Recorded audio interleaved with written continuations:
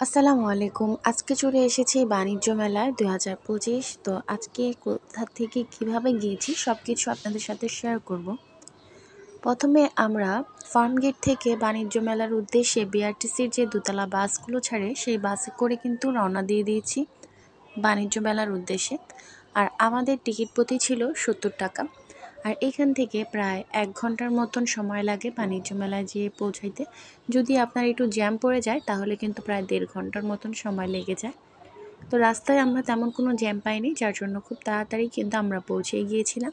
আর আমরা বাসে চড়ি ২টা বাজে, কিন্তু আমরা বাসার থেকে বের হই ১২টা বাজে। আমাদের বাসার থেকে ফার্মগেট আসতে আমাদের ২ ঘন্টা সময় লেগে যায়, কারণ আমাদের ওই সাইডে অনেক জ্যাম ছিল। আর এই রাস্তায় এই প্রথমবার আমার আসা, তো এর আগে আমি আসি নাই, যার জন্য এই রাস্তা সম্পর্কে আমার তেমন কোনো ধারণা নাই। কিন্তু রাস্তাটা খুবই সুন্দর ছিল, আর রাতের বেলা আসার সময় রাস্তাটা আরও বেশি সুন্দর লাগতেছিল। এরপর আমরা কিন্তু বাণিজ্য মেলার এখানে চলে এসেছি। আর এখান থেকে বাস থেকে নামার পর প্রায় ৫ থেকে ৬ মিনিটের মতন সময় লাগে আমাদের এই রাস্তাটা হেঁটে পার করতে। আর এই রাস্তাতে যাওয়ার সময় কিন্তু পাশে অনেক খাবারের দোকান পেয়ে যাবে। বাণিজ্য মেলার ভিতরেও কিন্তু অনেক খাবারের দোকান আছে, কিন্তু এখান থেকে লোকেরা বলতে থাকে যে বাণিজ্য মেলার ভিতরে খাবার নাকি অনেক দাম। কিন্তু আমি যেটা দেখলাম যে এইখানের খাবারের দাম এবং বাণিজ্য মেলার ভিতরের খাবারের দাম প্রাইস একই রকম, কোনো রকমের কম বেশি নাই। কিন্তু তারপরেও তারা এখান থেকে বলে বলে যাচ্ছিল যে এখান থেকে খেয়ে যান, ভিতরে অনেক দাম। কিন্তু আমরা কোথাও থেকেই খাইনি, কারণ আমরা বাসা থেকে খেয়ে বের হয়েছিলাম। আর বাণিজ্য মেলার ভিতরে ঢোকার পর দেখতে পাচ্ছেন এইরকম সামনেই কিন্তু একটা ফোয়ারা। আর এই ফোয়ারাটার মধ্যে থেকে পানি এখন কম উঠছিল। আসলে ফোয়ারার থেকে বেশি পানি যখন বের হয় তখনই কিন্তু সুন্দর লাগে। আমরা বাণিজ্য মেলায় ঢোকার সময় কিন্তু আমাদের টিকিট লেগেছে, আর এখানে জনপ্রতি টিকিট কিন্তু ৫০ টাকা করে নিয়েছে। এরপর কিন্তু আমরা এই সাইডে একটা আউটলেট আছে, এখানে কিন্তু ঢুকে গেলাম। প্রথমেই ঢোকার সময় কিন্তু অনেক সুন্দর সুন্দর ছোট ছোট বাড়ির মতন দেখাচ্ছিল, আসলে ভালো লাগছিল দেখতে ডিজাইনগুলো। এরপর একটু হাঁটার পর কিন্তু ভিতরে কিন্তু আমরা পেয়ে গেছি একটা আমাদের স্মৃতিসরণী। আর এখানে ২০২৪ সালে ঘটে যাওয়া আমাদের ছাত্রদের সাথে যে অন্যায়, সেগুলো নিয়েই কিন্তু এখানে অনেক কিছু লেখা এবং অনেক কিছু দেখাচ্ছিল যে কি হয়েছিল তাদের সাথে। তো এখানে কিন্তু অনেকে দাঁড়িয়ে ছবি তুলছিল, আমরাও কিছু ছবি তুলে নিয়েছি। আর চারিদিকে কিন্তু অনেক কিছুই লেখা ছিল, যেটা আপনারা দেখতে পাচ্ছেন। আর অবশ্যই আপনারা এখানে আসবেন, আসলে কিন্তু দেখতে পারবেন যে আসলে এটা কতটা সুন্দর করে তৈরি করা হয়েছে।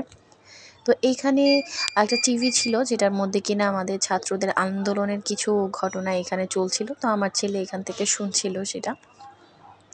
এরপর দেখতে পাচ্ছেন বাংলাদেশের যে কুটির শিল্প, ক্ষুদ্র শিল্প, সেইগুলোর কিন্তু একটা সাইড। এটার মধ্যে কিন্তু হাতে তৈরি করা কিন্তু অনেক কিছু আছে, এখান থেকে চাইলে আপনারা কিন্তু কিনে নিতে পারেন। আর এখানের যেগুলো, এগুলো কিন্তু সম্পূর্ণ নিজেদের হাতে তৈরি করা। এগুলো হচ্ছে পাট থেকে তৈরি করা, এবং পাটের থেকে যে সুতা হয় সেই সুতা দিয়ে কাপড় তৈরি করে কিন্তু ওনারা এগুলো তৈরি করেছে। বিশেষ করে এখানে মূলত সব কিছুই হাতের তৈরি এবং আমাদের বাংলাদেশের জিনিসপত্র দিয়েই তৈরি করা।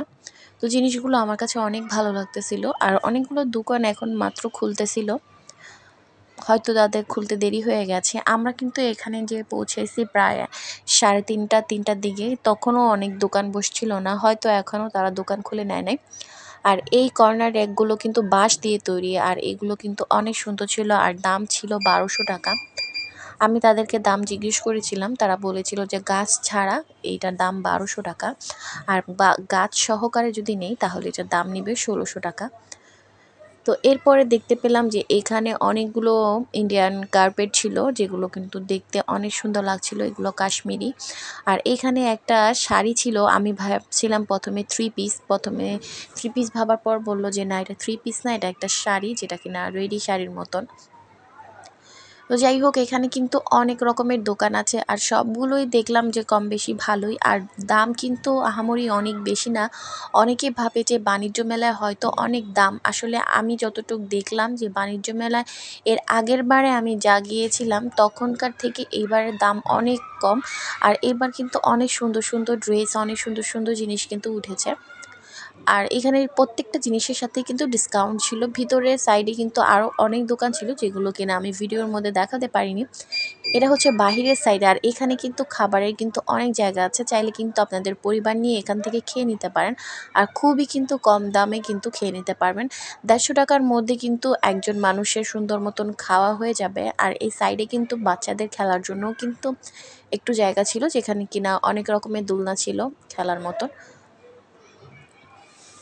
এরপর আমরা এখান থেকে কিছু কেনাকাটা করেছি আর দেখলাম যে না, সন্ধ্যা হয়ে যাচ্ছে আর আমাদের তাড়াতাড়ি বের হতে হবে, কারণ রাত হয়ে গেলে কিন্তু যেতে আমাদের সমস্যা হয়ে যাবে।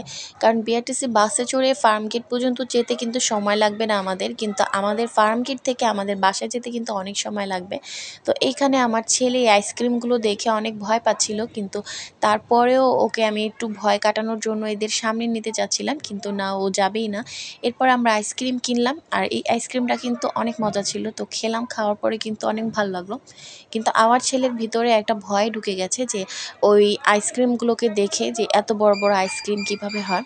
তো এরপরে কিন্তু আমরা বের হয়ে গেছি এখান থেকে, যেহেতু সন্ধ্যা হয়ে আসছিল। তো এখান থেকে বের হয়ে আমরা কিন্তু আবারও কিন্তু চলে গেলাম বিআরটিসি বাসের উদ্দেশ্যে। আর এই বাণিজ্য মেলার থেকে বিআরটিসি বাস কিন্তু অনেকটা দূরেই থামে। ওইখান পর্যন্ত যেতে প্রথমেই বলেছিলাম ৫ থেকে ৬ মিনিটের মতন সময় লাগে।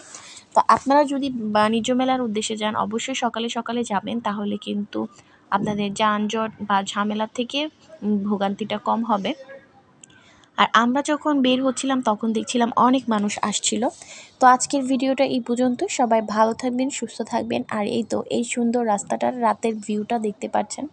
আসলে আমার ফোনের চার্জ শেষ হয়ে গিয়েছিল, যার জন্য বাকি ভিডিওগুলো করতে পারি নাই। তো সবাই ভালো থাকবেন।